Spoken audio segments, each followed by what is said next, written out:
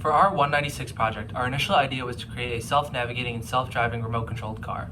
We would control the car using a web app, which would display the GPS location along with a video feed of what the car is doing.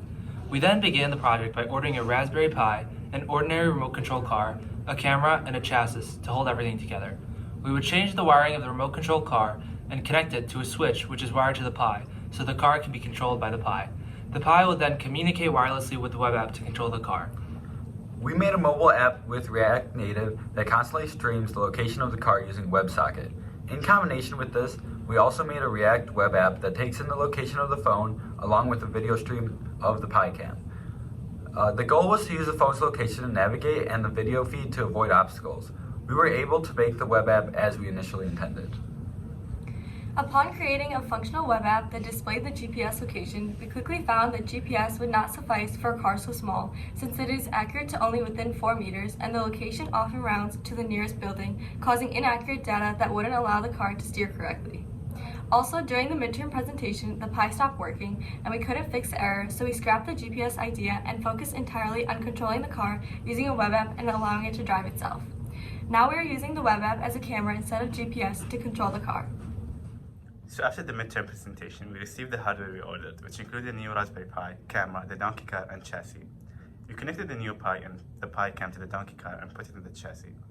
We then created a new web app that uses the camera to capture and stream what the car was seeing. The web app also had a joystick, which had the functionality to control the speed and direction of the car. To make the car autonomous, we planned to use the joystick to control the car while the Pi cam collected training data for the autopilot. Anyways, my job was to calibrate the car's throttle and steering using terminal commands that we built in.